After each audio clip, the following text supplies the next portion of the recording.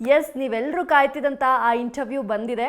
But ಲೇಟಾಗಿ ಬಂದ್ವಿ. ಪ್ರತಿ ಸಲ ನಾವೇ ಫಸ್ಟ್ ಬರ್ತಿದ್ವಿ. ಸ್ವಲ್ಪ ತಡ ಆಯಿತು, ಬಟ್ ಯಾವಾಗಲೂ ಲೇಟೆಸ್ಟ್ ಆಗಿದ್ರೆ ಚಂದ ಅಲ್ವಾ? ಲೇಟ್ ಆದರೂ ಕೊನೆಗೂ ನಮಗೆ ನಿಮ್ಮ ಪ್ರೀತಿಯ ನೆಚ್ಚಿನ ಪಾರು ಧಾರಾವಾಹಿ ಖ್ಯಾತಿಯ ಈಗ ಆ್ಯಕ್ಚುಲಿ ಸ್ವಲ್ಪ ಎಕ್ಸ್ಟೆಂಡ್ ಮಾಡೋಣ, ಬೇರೆ ಥರನೇ ಒಂದು ಟ್ಯಾಗ್ಲೈನ್ ಕೊಟ್ಟು ಕರೆಯೋಣ.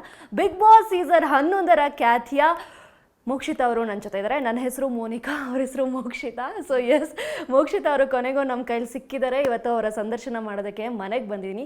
ತಮ್ಮ ವ್ಯಕ್ತಿತ್ವದಿಂದಲೇ, ತಮ್ಮ ಸ್ವಾಭಿಮಾನತೆಯಿಂದಲೇ ಬಿಗ್ ಮನೆಯಲ್ಲಿ ಹೆಸರುವಾಸಿಯಾಗಿರುವ ಟಾಪ್ 4 ಫೈನಲಿಸ್ಟ್ ಆಗಿ ಹೊರಹೊಮ್ಮಿದಂತಹ ನಮ್ಮೆಲ್ಲರ ನೆಚ್ಚಿನ ಮೋಕ್ಷಿತಾ ಪೈ ಇವತ್ತು ನಮ್ಮ ಜೊತೆ ಇದ್ದಾರೆ.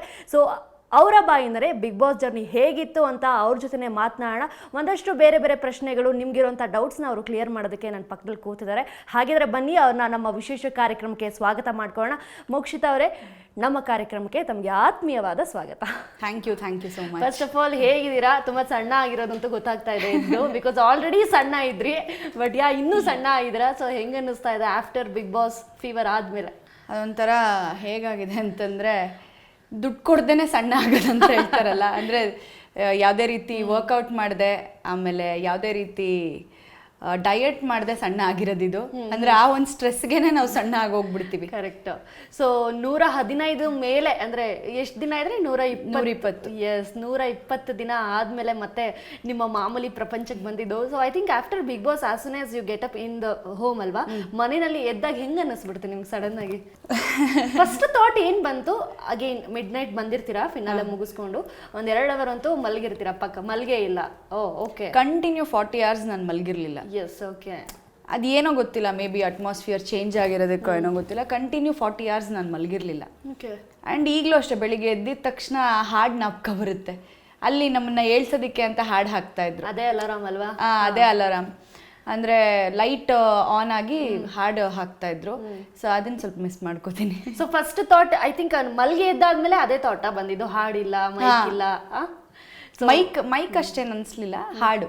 ಓಕೆ. ಸಿ, ಬಿಗ್ ಬಾಸ್ನ ಮನೇಲಿ ಕೂತು ನೋಡೋದಕ್ಕೂ ಅಲ್ಲಿ ಹೋಗಿ ಆಟ ಆಡಿ ಅಂದರೆ 24/7 ಅದೇ ಮನೆಯಲ್ಲಿ ಕಂಪ್ಲೀಟ್ 120 ದಿನಗಳನ್ನ ಪೂರೈಸಿ ಬರೋದಿದೆಯಲ್ಲ, ಸೊ ಏನು ಡಿಫ್ರೆನ್ಸ್ ಇಲ್ಲಿ ಮನೇಲಿ ಕೂತು ನೋಡೋ ಬಿಗ್ ಬಾಸ್ಗೂ ಅಲ್ಲಿ ಹೋಗಿ ಆಡುವಂಥ ಬಿಗ್ ಬಾಸ್ಗೂ?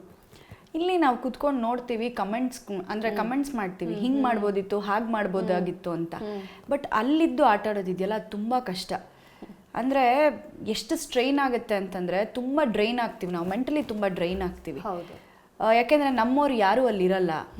ನಮ್ಗಾಗೋ ಬೇಜಾರನ್ನ, ನೋವನ್ನ ಯಾರ ಹತ್ರನೂ ಹೇಳ್ಕೊಳಕ್ಕೂ ಆಗಲ್ಲ.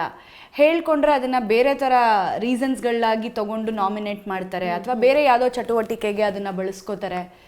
ಸೊ ಅಲ್ಲಿ ಕೆಲಸನೇ ಏನು ಅಂತಂದರೆ, ಒಬ್ಬರು ತಪ್ಪು ಕಂಡು ಹಿಡಿದು ಹೊರಗೆ ಹಾಕೋದೇ ನಮ್ಮದು ಕೆಲಸ ಆಗಿರುತ್ತೆ. ಸೊ ಅಲ್ಲಿ ಯಾರನ್ನ ನಂಬೋದು, ಯಾರನ್ನ ಬಿಡೋದು ಅನ್ನೋ ಒಂದು ಕ್ವೆಶನ್ ಮಾರ್ಕ್ ಇರುತ್ತೆ. ಆಮೇಲೆ ನಮ್ಮವ್ರು ಇಲ್ಲದೆ ಇರೋ ಕಾರಣ ತುಂಬ, ಅಂದರೆ ನಾವು ತುಂಬ ಕುಗ್ತೀವಿ. ಕರೆಕ್ಟ್. 1 ತಿಂಗಳು 2 ತಿಂಗಳು ಓಕೆ, ಅದಾದ್ಮೇಲಿಂದ ಇದೆಯಲ್ಲ, ಆಫ್ಟರ್ 70 days ಅದೊಂಥರ ನಮ್ಮನ್ನ ಕುಗ್ಗಿಸ್ತಾ ಬರುತ್ತೆ. ಆ ಟಾಸ್ಕ್ಗಳಾಗಿರ್ಬೋದು, ಆ ಟಾಸ್ಕ್ಗಳಲ್ಲಿ ಸೋತಾಗ ಬೇರೆಯವ್ರುಗಳು ಅದ್ರ ಬಗ್ಗೆ ಮಾತಾಡೋದಾಗಿರ್ಬೋದು, ಇದೆಲ್ಲ ಏನಾಗುತ್ತೆ ಅಂದರೆ ಪರ್ಸ್ನಲಿ ತುಂಬ ಹರ್ಟ್ ಆಗುತ್ತೆ. ಸೊ ಆಚೆ ಕುತ್ಕೊಂಡು ನೋಡೋಷ್ಟು ಈಸಿ ಇಲ್ಲ ಬಿಗ್ ಬಾಸ್. ಅಲ್ಲಿ ಒಳಗೆ ಹೋದ್ರೇ ಗೊತ್ತಾಗುತ್ತೆ ಎಷ್ಟು ಏರಿಳಿತಗಳಿರುತ್ತೆ. ಆ್ಯಂಡ್ ತುಂಬ ಫ್ಲಕ್ಚುಯೇಟ್ ಆಗ್ತಾ ಇರುತ್ತೆ.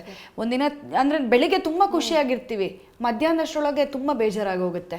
ಅಲ್ಲ, ಆಮೇಲೆ ಅದೇ ಥರದ್ದು ಒಂದಷ್ಟು ಬರುತ್ತೆ ಅಲ್ಲಿ ಒಳಗಡೆ. ಫಾರ್ ಎಕ್ಸಾಂಪಲ್, ಬೆಳಗ್ಗೆ ಏನೋ ನೀವು ಸೇವ್ ಆಗಿರ್ತೀರ ಅಂತ ಬಂದರೆ, ಮಧ್ಯಾಹ್ನದಲ್ಲಿ ಇನ್ನೊಂದು ಏನೋ ಟ್ವಿಸ್ಟ್ ಕೊಟ್ಟು ಸಡನ್ನಾಗಿ ನೀವು ನಾಮಿನೇಟ್ ಆಗಿಬಿಡ್ತೀರಾ. ಅಂದರೆ ಆ ಖುಷಿ ಅನ್ನೋದು ಕ್ಷಣಿಕ, ಆ ದುಃಖ ಅನ್ನೋದು ಕ್ಷಣಿಕ. ಮೇ ಬಿ ನೀವು ಒಂದು ಕಡೆ ಹೇಳಿದಿರ, ಅದೇನೋ ಒಂದು 100 ವರ್ಷ ಎಕ್ಸ್ಪೀರಿಯನ್ಸ್ ಮಾಡೋದನ್ನ ಒಂದು 100 ದಿನದಲ್ಲಿ ನಾನು ಎಕ್ಸ್ಪೀರಿಯನ್ಸ್ ಮಾಡಿದೆ ಅಂತ ನೀವೆಲ್ಲೋ ಹೇಳಿದ್ದು ನನಗೆ ನೆನಪಿದೆ ಬೇರೆ ಇಂಟರ್ವ್ಯೂ. ಅಂದರೆ ಈಗ ನೀವು ಹೊರಗಡೆ ಲೈಫಲ್ಲಿ ಒಂದು 4 ವರ್ಷ ತಗೋತೀರ ಅದನ್ನ ಎಕ್ಸ್ಪೀರಿಯನ್ಸ್ ಮಾಡೋಕ್ಕೆ. ಇದು ಒಂದು 4 ತಿಂಗಳಲ್ಲಿ ಆಗಿದೆ ನಮಗೆ. ಈಗ ಏನಾಗುತ್ತೆ ಅಂತಂದ್ರೆ, ನೀವು ಹೊರಗಡೆ ಇದ್ದಾಗ ನಿಮ್ಗೆ ಯಾರಾದ್ರೂ ಒಬ್ಬ ವ್ಯಕ್ತಿ ಇಷ್ಟ ಇಲ್ಲ ಅಂತಂದ್ರೆ, ಯಾರೋ ಒಬ್ರು ನಿಮ್ನ ಕ್ರಿಟಿಸೈಸ್ ಮಾಡ್ತಿದ್ದಾರೆ ಅಂತಂದ್ರೆ, ನೀವು ಅದರಿಂದ ದೂರ ಉಳಿಯೋದಕ್ಕೆ ಪ್ರಯತ್ನ ಪಡ್ತೀರಾ. ಬಟ್ ಆ ಮನೇಲಿ ಹಂಗಾಗಲ್ಲ. ದಿನ ಬೆಳಗಾದ್ರೆ ಅವ್ರ ಮುಖ ನೋಡ್ಲೇಬೇಕು, ಮಾತಾಡಿಸ್ಲೇಬೇಕು. ಸೊ ಅವರು ಪಾಪ ಅವ್ರು ಉಳಿಬೇಕು ಅಂತಂದ್ರೆ ಇನ್ನೊಬ್ರ ಬಗ್ಗೆ ರೀಸನ್ ತಗೊಂಡು ಅವರು ಹೊರಗೆ ಹಾಕಕ್ಕೆ ಪ್ರಯತ್ನ ಮಾಡಲೇಬೇಕು. ಸೊ ಏನಾಗುತ್ತಿದ್ದು ಅಂತಂದ್ರೆ, ಆ ಒಂದು ಎಕ್ಸ್ಪೀರಿಯನ್ಸ್ನ ಅಂದರೆ ನಾವು ಆಚೆ ಸೊಸೈಟಿಲಿ ಏನೇನ ಫೇಸ್ ಮಾಡದೆ ಕೆಲವೊಂದ್ ಟೈಮ್ ಹಿಂಜರಿತೀವಿ, ದೂರ ಉಳಿತೀವಿ, ಆ ಮನೇಲಿ ನಾವು ಅದನ್ನೆಲ್ಲ ಫೇಸ್ ಮಾಡ್ತೀವಿ, ಅಲ್ಲೇ ಇದ್ದು ಜಯಿಸೋದಿಕ್ ಪ್ರಯತ್ನ ಪಡ್ತೀವಿ. ಕರೆಕ್ಟ್. ಸೊ ಅದೇ ಫಿನಾಲೆಗೆ ಬಂದ್ರೆ ಅಂತಂದ್ರೆ ಅದೊಂದು ಕಪ್ ಹಿಡ್ದಂಗ್ ಫೀಲ್ ಅನ್ಸುತ್ತೆ. ಯಾಕಂದ್ರೆ 100 ದಿನ ಅದೆಲ್ಲ ಜಯಿಸಿ ಅಂದ್ರೆ ನಾವೇನ್ ಕಾಂಪಿಟೇಟರ್ಸ್ ಅಂತ ಅನ್ಕೊಂಡಿರ್ತೀವಿ ಅವ್ರನ್ನೆಲ್ಲ ಹೊರಹಾಕಿ ಆಮೇಲೆ ಬಂದು ಅಲ್ಲಿ ಫೈನಲಿಸ್ಟ್ ಜಾಗದಲ್ಲಿ ಕುತ್ಕೊಳ್ಳೋದಿದೆಯಲ್ಲ, ಅದನ್ನ ಸೆಲೆಬ್ರೇಟ್ ಮಾಡೋದಿದೆಯಲ್ಲ. ಅಂಡ್ ಆಲ್ಸೋ ಆ ಕಡೆ ನಿಮ್ಮ ಕಾಂಪಿಟೇಟರ್ಸ್ ಕೂತಿರ್ತಾರೆ ಆ ಸ್ಕ್ರೀನ್ನಲ್ಲಿ, ಈ ಕಡೆ ಸ್ಕ್ರೀನಲ್ಲಿ ಆಸ್ ಫೈನಲಿಸ್ಟ್ ಆಗಿ ಕೂತಿರ್ತೀರಿ. I think that hits different ಅನ್ಸುತ್ತೆ ಅಲ್ಲ ಫೀಲ್.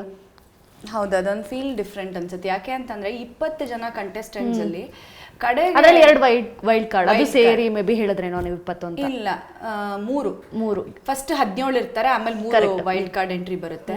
ಆ 20ರಲ್ಲಿ ಟಾಪ್ 5 ಬರೋದಿದೆಯಲ್ಲ, ತುಂಬಾನೇ ಕಷ್ಟ. It's not easy. ಯಾಕೆ ಅಂತಂದ್ರೆ ನಾವಲ್ಲಿ ಒಳಗೆ ಏನು ಎಫರ್ಟ್ ಹಾಕ್ತಿರ್ತೀವೋ ಅದು ಇಂಪಾರ್ಟೆಂಟ್ ಆಗುತ್ತೆ, ಆಚೆ ಜನ ನಮ್ಮನ್ನ ಎಷ್ಟು ಇಷ್ಟಪಡ್ತಾರೆ ಅನ್ನೋದು ಕೂಡ ಇಂಪಾರ್ಟೆಂಟ್ ಆಗುತ್ತೆ. ಎರಡೂ ಈಕ್ವಲ್ ಆಗಿ ಇದ್ದಾಗ್ಲೇನೆ ನಾವು ಆ ಸ್ಟೇಜಿಗೆ ಬರೋದಕ್ಕೆ ಸಾಧ್ಯ. ನೀನು ಒಳಗೇನು ಎಫರ್ಟ್ಸ್ ಹಾಕದೆ ಹೊರಗೆ ಒಳಗೆ ಎಫರ್ಟ್ಸ್ ಹಾಕಿಲ್ಲ ಅಂದ್ರೆ ಜನಕ್ಕೂ ನಾವು ರೀಚ್ ಆಗಲ್ಲ. ಸೊ ಎರಡೂ ಇದ್ದಾಗ್ಲೇನೆ ನಾವು ಅಲ್ಲಿವರೆಗೂ ಬರೋದಕ್ಕೆ ಸಾಧ್ಯ. ಸೊ ಆ ಫೀಲಿಂಗ್ ಒಂಥರ ಡಿಫ್ರೆಂಟ್ ಆಗಿರುತ್ತೆ. ಟಾಪ್ 5 ಅಲ್ಲಿ ಕೂರೋದಿದೆಯಲ್ಲ, ಅದೇ ಕೊನೆ ದಿನದವರೆಗೂ ಆ ಮನೇಲಿ ಇರೋದಿದೆಯಲ್ಲ, ಆ ಫೀಲಿಂಗೇ ಒಂಥರ ಡಿಫ್ರೆಂಟ್ ಆಗಿರುತ್ತೆ. ಎಕ್ಸ್ಪೆಕ್ಟ್ ಅಂದ್ರೆ ಎಲ್ಲರೂ ಒಬ್ರು ಹೆಸರು ತಗೋತಾರೆ, ಮೋಕ್ಷಿತಾ, ಯಾರು ಎವಿಕ್ಟ್ ಆಗ್ಬೇಕು ಅಂದ್ರೆ ಮೋಕ್ಷಿತಾ ಅಂತ. ಹಂಗೆಲ್ಲ ಇದ್ರೂನು ಅಲ್ಲಿ ಟಾಪ್ 5 ಬಂದು ಕೂರ್ತೀನಲ್ಲ, ಅದೊಂಥರ ಆ ಫೀಲೇ ಬೇರೆ ತರ. ಸೊ ಅವಾಗ ಅನ್ಸುತ್ತೆ ನನಗೆ ನಿಜವಾಗ್ಲೂ, ನಾನು ಟು ಬಿ ಫ್ರಾಂಕ್ ನಾ ಹೇಳಬೇಕು ಅಂತಂದ್ರೆ, ನಾನು ಕಪ್ ಗೆಲ್ಲಬೇಕು ಅಂತ ಅನ್ಕೊಂಡೇ ಇರಲಿಲ್ಲ. ಕಪ್ ಗೆಲ್ಲೋ ಆಸೆನೂ ಇರಲಿಲ್ಲ ನನಗೆ. ನಾನು ಅನ್ಕೊಂಡಿದ್ದೆ ಇಷ್ಟು, ಪ್ರಾಮಾಣಿಕವಾಗಿ ಆಟ ಆಡ್ಬಿಟ್ಟು ಬರೋಣ, ಏನಾಗುತ್ತೋ ಬಿಡುತ್ತೋ ಗೊತ್ತಿಲ್ಲ, ನಾನು ಹೇಗಿದ್ದೀನಿ ಹಂಗಲ್ಲಿ ತೋರ್ಸೋಣ ಅನ್ನೋದಷ್ಟೇ ನನ್ನ ತಲೆಯಲ್ಲಿ ಇದ್ದಿದ್ದು. ಬಟ್ ಜನಕ್ಕೆ ಅದು ಇಷ್ಟ ಆಗಿ ಅಲ್ಲಿ ಕರ್ಕೊಂಡೋಗಿ ಕೂರಿಸ್ತಾರೆ ಅಂತಂದ್ರೆ ಎಸ್ ನಾನು ಇಷ್ಟ ಆಗಿದ್ದೀನಿ ಅಂತ ಅಲ್ಲಿ ಗೊತ್ತಾಯ್ತು. ಓಕೆ. ಸೊ ಅಫ್ಕೋರ್ಸ್ ಈಗ ಮನೆ ಆಟ ಅಂತ ಬಂದಾಗ ಲಾಡ್ ಆಫ್ ಫ್ಲಕ್ಚುಯೇಷನ್ಸ್ ಇರುತ್ತೆ. ಒಂದಷ್ಟು ಜನ ಫ್ರೆಂಡ್ಸ್ ಅಂತ ಆಗ್ತಾರೆ ಇನಿಷಿಯೇಟಿವ್ ಸ್ಟೇಜ್ನಲ್ಲಿ, ಆಮೇಲೆ ಸಡನ್ ಆಗಿ ಏನೋ ಮತ್ತೆ ಇದಾಗುತ್ತೆ. ಅಂದರೆ ಎಲ್ಲನೂ ಅನುಭವಿಸೋದೇ ಬಿಗ್ ಬಾಸ್ ಮನೆ ಅಥವಾ ಬಿಗ್ ಬಾಸ್ ಆಟ ಅಂತ ಅನ್ಸುತ್ತೆ.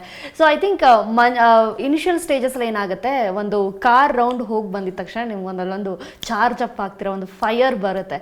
ಅಂದರೆ ನಿಮಗೆ ಕಿಚ್ಚ ಸುದೀಪ್ ಸರ್ ಒಂದು ಕೇಳ್ತಾರೆ, ಏನು ಕಾರ್ ಡ್ರೈವರ್ ಏನು ಹೇಳಿ ಕಳ್ಸಿದ್ರು ಆ ಥರ ಚಾರ್ಜ್ ಆಗಿ ಬಂದ್ರಲ್ಲ ಅಂತ ಹೇಳ್ಬಿಟ್ಟು. ಅಂದರೆ ಆ ಎಲಿಮಿನೇಷನ್ ಮೋಕ್ಷಿತಾಗ ಬೇಕಿತ್ತಾ? ಅಂದರೆ ಆ ಬಾಟಮ್ 2 ಅನ್ನೋ ಫೈರ್ ಅಥವಾ ಅಲ್ಲಿ ಹೆಂಗಾಗುತ್ತೆ, ಹಾಟ್ ಸೀಟ್ ಹೆಂಗೆ ಅನ್ಸುತ್ತೆ ಅನ್ನೋದು ಬೇಕಿತ್ತಾ ಮೋಕ್ಷಿತಾ ಪೈಗೆ? ಬಿಕಾಸ್ ಅಲ್ಲಿವರೆಗೂ ಮೋಕ್ಷಿತಾ ಪೈ ಆಟ ಸ್ಟಾರ್ಟೇ ಮಾಡಿರಲಿಲ್ಲ ನಮ್ಮ ಪ್ರಕಾರ. ಐ ಥಿಂಕ್ ಸೃಜನ್ ಸರ್ ಕೇಳ್ತಾರೆ, ಎಲ್ಲಿ ಎಂಟರ್ಟೈನ್ ಮಾಡಿದ್ರಿ? ಬೇಸಿಕಲಿ ಎಂಟರ್ಟೈನ್ ಮಾಡಿದ್ದೀನಿ ಅಂತ ಹೇಳ್ತೀರಾ ಅಲ್ವಾ, ಎಲ್ಲಿ ಎಂಟರ್ಟೈನ್ ಮಾಡಿದ್ರಿ ಅನ್ನೋ ಪ್ರಶ್ನೆ ಕೇಳ್ತಾರೆ ಡೈರೆಕ್ಟ್. ಮೇಬಿ ಆ ಥರ ಯಾರಿಗೂ ಕೇಳಿರ್ಲಿಕ್ಕಿಲ್ಲ. ಆ್ಯಂಡ್ ಐ ಥಿಂಕ್ ಅಲ್ಲಿಂದ ಬಂದಮೇಲೆ ಯು ಚಾರ್ಜ್ಡ್ ಅಪ್ ಆ್ಯಂಡ್ ನಿಮ್ದು ಏನು ನೀವು ಹೇಳಿದ್ರಿ ಮಿಕ್ಸ್ ಮಸಾಲ ಇರಬೇಕು ಅಂತ, ಅಲ್ಲಿಂದ ಸ್ಟಾರ್ಟ್ ಆಯಿತು ಮೋಕ್ಷಿತಾ ಅವರ mix masala. Very good question ಇದು. ಯಾಕೆ ಅಂತಂದ್ರೆ ನಾನು ಸ್ವಲ್ಪ ಹೆಂಗೆ ಅಂತಂದ್ರೆ ಎಕ್ಸಾಮ್ ನಾಳೆ ಅಂದ್ರೆ ಇವತ್ತು ಕುತ್ಕೊಂಡು ಓದೋಳು ನಾನು ಮೋಕ್ಷಿತಾ ಮೋನಿಕಾ ಸೇಮ್ ಅದೇ ಬುದ್ಧಿ ನನಗೆ. ನಾಳೆ ಎಕ್ಸಾಮ್ ಅಂದ್ರೆ ಇವತ್ತು ಕುತ್ಕೊಂಡು ಓದ್ತೀನಿ ನಾನು. ಸ್ಟಾರ್ಟಿಂಗ್ ಇಂದ ಕುತ್ಕೊಂಡು ಓದ್ಕೊಂಡ್ ಬರಲ್ಲ. ಅಂಡ್ ಇವಾಗ ನಾಳೆ ನಾನು ಎಲ್ಲರೂ ಹೋಗ್ಬೇಕು, ನಾಳೆ ಬೆಳಗ್ಗೆ ರೆಡಿ ಆಗ್ತೀನಿ ನಾನು. ಮುಂಜಿನ ದಿನ ಯಾವ್ದೇ ರೀತಿ ಪ್ರಿಪ್ರೇಷನ್ಸ್ ಇರಲ್ಲ. ನಮ್ಮಮ್ಮ ಅದೇ ಹೇಳ್ತಾರೆ, ಯಾವಾಗ್ಲೂ ಗಡ್ಡಕ್ಕೆ ಬೆಂಕಿ ಹದ್ದಾಗ್ಲೇ ನೀನು ಅಲರ್ಟ್ ಆಗೋದು ಅಂತ ಹೇಳಿ.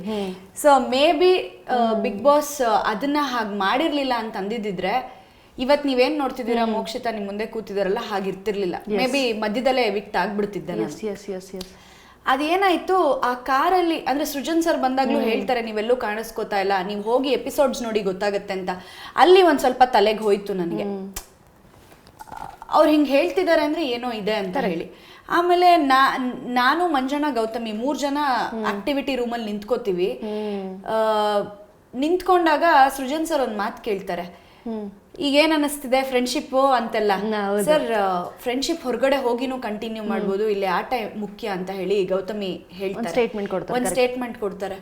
ಅವ್ರು ಹೇಳಿದಾಗ ಹೌದು ನನಗೂ ಅದೇ ಇದ್ದಿದ್ದು, ಅವ್ರಿಗೂ ಆಟನೇ ಇಂಪಾರ್ಟೆಂಟ್, ನನಗೂ ಆಟನೇ ಇಂಪಾರ್ಟೆಂಟ್. ಅಲ್ಲಿ ಇನ್ನೊಂದ್ ಸ್ವಲ್ಪ ತಲೆಗೆ ಹೋಗುತ್ತೆ. ಅದಾಗ್ತಿದ್ದ ಹಾಗೆ ಬಾಟಮ್ 2 ಮಾನಸನೂ ಸೇವ್ ಆಗ್ಬಿಡ್ತಾರೆ, ನಾನು ಮತ್ತೆ ಹಂಸ ಮ್ಯಾಮ್ ಇಬ್ರು ಇರ್ತೀವಿ. ಬಾಟಮ್ 2 ಬಂದ್ಬಿಡ್ತೀನಲ್ಲ, ಅವಾಗ ಅನ್ಸೋದು ಏನು ಅಂತಂದ್ರೆ, ಮೋಕ್ಷಿತಾ ನೀನ್ ಇಷ್ಟೊಂದು ಡಮ್ಮಿನ. ಕರೆಕ್ಟ್. ಅವಾಗ ಅನ್ಸುತ್ತೆ ನನಗೆ, ಇನ್ನು 3 ವಾರ ಆಗಿರಲ್ಲ, ಇಷ್ಟೊಂದು ಡಮ್ಮಿನ, ನೀನ್ ಏನ್ ಮಾಡ್ತಾ ಇದೀಯ ಇಲ್ಲಿ? ವೈ ಯಾಕೆ ಸೈಲೆಂಟ್ ಆಗಿದ್ಯಾ, ಮಾತಾಡ್ಲೇಬೇಕು ನೀನು ಅಂತ ಹೇಳಿ ಅವಾಗ ಅನ್ಸುತ್ತೆ.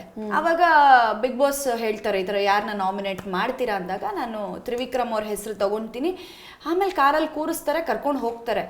ಕರ್ಕೊಂಡು ಹೋಗೋವಾಗ ಬ್ಲೈಂಡ್ಸ್ ಫೋಲ್ಡ್ ಮಾಡ್ತಾರೆ. ನನಗೆ ಬ್ಲೈಂಡ್ಸ್ ಫೋಲ್ಡ್ ಮಾಡಿದಾಗ ಕಾರ್ ಗೇಟಿಂದ ಆಚೆ ಹೋಗೋದು ಫೀಲ್ ಆಗುತ್ತಲ್ವ, ಅದೊಂದು ಹಂಪ್ ಇದೆ. ಆ ಹಂಪಲ್ಲಿ ನನಗೆ ಶಿಟ್, ನಾನು ಇಷ್ಟೊಂದು ಡಮ್ಮಿನ, ನಾನು ಮಾತಾಡೋ ಕಡೆ ಮಾತಾಡಿದ್ರೆ ಹಿಂಗೆ ಆಗ್ತಿರ್ಲಿಲ್ವೇನೋ. ಕರೆಕ್ಟ್. ಆ್ಯಂಡ್ ಆಲ್ಸೋ ಆ ಟೈಮಲ್ಲಿ ಕಿಚ್ಚ ಸುದೀಪ್ ಸರ್ ಬಂದಿರಲ್ಲ, ಆ ಎಲಿಮಿನೇಷನ್ ಇದೆಯಲ್ಲ ಕಿಚ್ಚ ಸುದೀಪ್ ಸರ್ ಅನುಪಸ್ಥಿತಿಯಲ್ಲಿ ಆಗುವಂಥದ್ದು.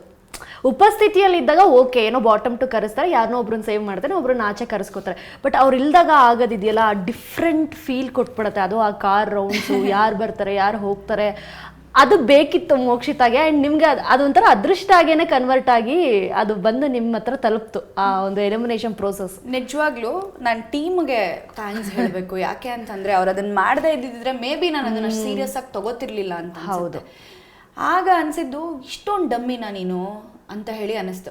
ಸದ್ಯ ಏನಿಲ್ಲ, ಅದು ಮತ್ತೆ ಕಾರ್ನ ಅವ್ರನ್ನ ನನ್ನ ಇಂಟರ್ಚೇಂಜ್ ಮಾಡ್ತಾರೆ. ಇಂಟರ್ಚೇಂಜ್ ಮಾಡೋದನ್ನು ನನಗೆ ಗೊತ್ತಾಗಲ್ಲ, ಕಣ್ಣಿಗೆ ಫೋಲ್ಡ್ ಇರುತ್ತೆ, ಅಂದ್ರೆ ಬ್ಲೈಂಡ್ಸ್ ಫೋಲ್ಡ್ ಇರುತ್ತೆ. ಇಂಟರ್ಚೇಂಜ್ ಮಾಡಿದರೆ ಮತ್ತೆ ಟರ್ನ್ ಮಾಡ್ಕೊಂಡು ಕರ್ಕೊಂಡ್ಬರ್ತಾರೆ, ಯಾರು ಏನೂ ಮಾತಾಡಲ್ಲ ನನ್ನ ಹತ್ರ. ಆಗ ಬರ್ತಿದ್ದಂಗೆ ನನ್ನಲ್ಲಿ ಇತ್ತಲ್ಲ, ಇಷ್ಟು ದಿನದಿಂದ ಇತ್ತಲ್ಲ ಅದೊಂದು ಮನ್ಸಲ್ಲೇ ಇದ್ದಂಥ ವಿಷಯ, ಅದನ್ನ ಹೊರಗೆ ಹಾಕ್ತೀನಿ ನಾನು. ಸೊ ಅಲ್ಲಿ ಆ ಟೈಮಲ್ಲಿ ತುಂಬಾ ವಿಷಯಗಳು ತಲೆಯಲ್ಲಿ ಓಡ್ಬಿಡುತ್ತೆ. ಕರೆಕ್ಟ್. ಯಾಕೆ ಅಂದ್ರೆ ಇಷ್ಟೊಂದು ಡಮ್ಮಿನ ನಮ್ಮಮ್ಮ ತುಂಬ ಇಷ್ಟಪಟ್ಟು ಕಳಿಸಿದ್ರು ನನ್ನನ್ನು. ನಾನು ಏನು ಮಾಡದೆ ಹೋಗ್ತಾ ಇದ್ದೀನಲ್ಲ, ನನಗೆ ಸಿಕ್ಕಿದಂಥ ಅವಕಾಶನ ನಾನು ಸರಿಯಾಗಿ ಪ್ರೂವ್ ಮಾಡ್ಕೊಳ್ಳಿಲ್ವಲ್ಲ, ಈ ಥರ ಎಲ್ಲ ಅನ್ಸಕ್ಕೆ ಶುರುವಾಗಿ ಹೋಗಿತ್ತು. ಹಂಗೆ ಅನಿಸಿದ್ದೆ ಅಲ್ಲಿ ಬಂದು ನಾನು ಹಂಗೆ ಮಾತಾಡಿದ್ದು.